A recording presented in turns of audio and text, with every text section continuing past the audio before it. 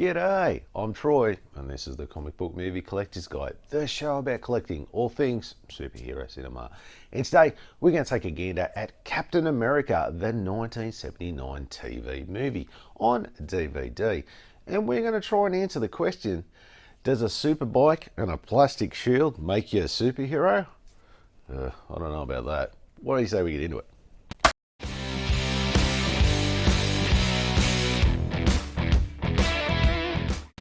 Captain America is a made-for-television superhero film with a runtime of 97 minutes. The film was first shown on the American TV Network CBS on the 19th of January 1979, and it also had a theatrical release in Colombia in 1981. The film was later released on DVD on the 18th of October 2011, with no Blu-ray or 4K HD release as of this video. It was written by Don Ingalls and directed by Rod Holcomb. The film was produced by Universal Television, with it distributed by NBC Universal Syndication Studios.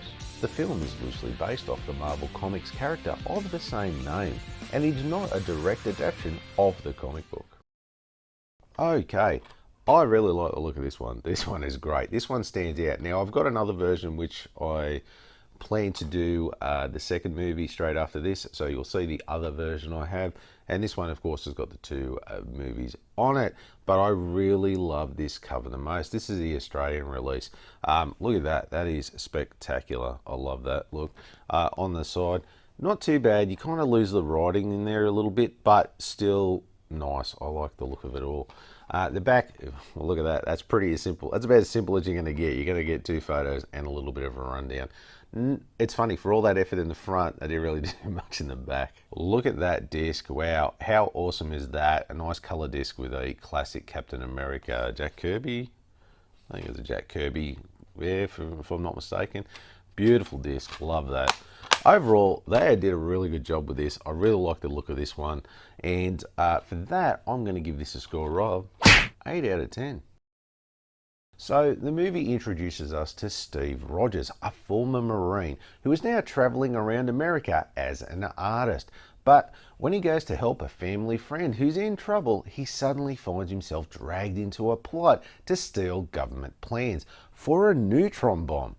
But after a failed attempt to kill Steve leaves him in a critical condition, he is injected with a secret steroid formula, which was created by his father, which saves his life and transforms him into a superhuman.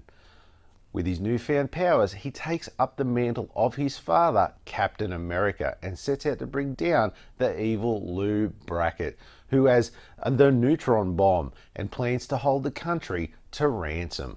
$100 billion! So this is about as run-of-the-mill 70s TV movie as you can get. Very slow paced, very little action, for an action show mind you. But you do get to see Captain America in his get-up, probably for half of the third act, which if you saw my Doctor Strange TV movie review, that's an improvement on the show. It's definitely an improvement. And that's the problem with these 70s TV movies. The setup takes so long, and the general pace of the script just drags out, just way longer than it needs to. But in saying that, it was the style back then in the 70s. But look, I think the general premise of the movie was good, as it really deals with a guy who's trying to find out who he is in life and is kind of reluctant to follow in his father's footsteps. But ultimately, fate has a different plan for him, and he ends up choosing that and embracing it in the end. It's my destiny. Look, the letdown of the movie for me is the final battle, shall we say, where Captain America goes to stop the bad guys. So look, spoiler, he stops the bomb. But he does it by carbon monoxide poisoning the bad guy in the back of a truck, and then performs first aid on him to save his life. Yep, that's it. No fight, no action, no nothing. It's got to be one of the worst finishes to a movie I have ever seen in many, many years. So overall, slow paced, dragged out, terrible finale. I think it's lucky to get this score of 8 out of 30. So this was a very, very loose interpretation of the character, with this movie having Steve Rogers' father being the one that created the super serum, and he gave it to himself so he could become the first Captain America that fought back in the war, which I think was just an easy way of having Steve Rogers in the 70s as a young man instead of this whole frozen ice deal, which the TV budget probably couldn't afford to do. Unfortunately, we don't have any money. Now, in this, he works for a secret government organisation, but no, it's not Shell, it's something else. And he gets around on a superbike as well. Look, motorbikes were pretty cool back in the late 70s because of Evel Knievel, so let's put him on a bike. And as far as his costume goes, he starts out with this very sort of 70s looking version of the Captain America suit. But right at the end, he decides to go back and have the original suit that we all know and love Captain America for. Okay, well, except for the helmet, you know, of course, but... Safety first! And don't get me started on that plastic shield. Ugh, it looks like an oversized frisbee. He couldn't stop a toddler on a tantrum, let alone bullets and the like. Oh, God. Now, look, for the cast, I have the list up here, and if you look at it, if you've ever watched any 70s TV, you will probably recognise some people here. And as far as our star, Reb Brown, goes, he kind of looked the part, but his acting was average at best. He had a couple of moments here and there, but they were very few and far between. Look, he did the job, but it wasn't like everyone else in there was trying to win an Oscar, shall we say, either. So, but look, it was very much a 70s TV movie to a T. Man, that took me back to the 70s, huh? A bit of a mixed bag here. Not all bad, but not all great either. But definitely a good try at trying, at the time, modern take on the character. So I'm going to give this a score of 9 out of 20. So, no special features. What a surprise. Which is always a shame, as I would always love some sort of retrospective or just, you know, just some talking heads sitting there of the actors just sort of going, hey, I remember when I did this movie. But alas, I am let down yet again. Anyway, a guy can only dream.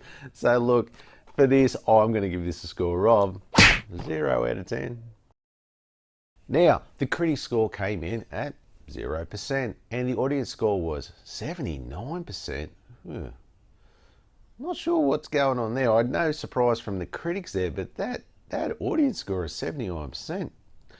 Something doesn't seem right there. It's almost like, from what I've read and seen out there, there's not a lot of love out there for it, and 79%. That seems a little fishy to me. No way is this legit. So look, I don't know what happened there, but we're just going to go with it anyway, because that's the score. So if we round it up, this is actually going to get a score of, I can't believe this, 8 out of 10. Now, I remember watching this, I think it was the second Captain America movie, as a kid on afternoon TV reruns, I think when I was on holidays. And I only vaguely remember it at best. So I was kind of keen to see both of these movies to see if it was like what I remember. And yeah, kind of. But as a kid, you always seem to remember things better than what they actually were when you end up revisiting them as an adult. Just that the old memory isn't what it used to be. And that goes for this movie, as it was way better in my memory than when I started watching it again. Now look, don't get me wrong, I didn't mind rewatching it, as it really took me back to being a kid and watching it then. And I'm kind of keen to see if they do a better job in the next one, that's for sure. Now, will this be something I throw on from time to time to rewatch? Yeah, no, I don't think so. But look, I take my hat off to them for trying to make a more appealing to a modern audience. Well, let's just say a 70s audience at the time. And they did shoehorn in some things that were trendy at the time. And what usually happens is when you try and change that character, you step away from what makes that character great, and it just ends up becoming down like a watered down version. And of course, the original fans of that character don't end up liking it, and the new fans come along and go, I can't see what's special about this character. So look, for me, this was an average movie, but it does give me the warm and fuzzy nostalgia vibes. So for that, I mean, probably a little higher than I should, but I'm going to give it a 13 out of 20.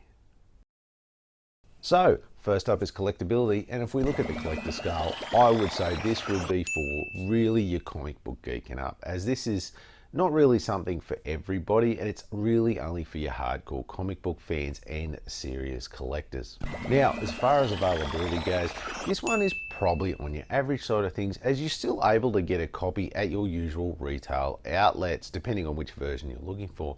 And there's no shortage of copies out there on DVD on the second-hand markets like eBay. As far as your average price goes, you are kind of looking somewhere between the $14 to $32 mark for this Australian version that I have here on DVD. And of course, nothing for Blu-ray or 4K HD as of this video. Now, the final score, we get a grand total of 46 out of 100. Oh well, so it's just middle of the range really, which is what this movie is.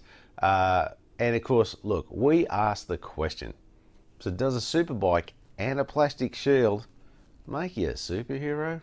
No, it doesn't. You're going to need a bit more than a fancy bike and a cheap shield to make you a superhero that people want to watch. I don't know if I can watch this. Hey, so if you like this video and you want to see some more of my reviews, why don't you click that one there? Or maybe you want to see some of my collection updates. Got you covered too. Why don't you click that one there? And of course, don't forget to do the most important thing. Throw me a bat like, and don't forget to hit that subscription button on the way out. Thanks again for watching, and I'll see you next time.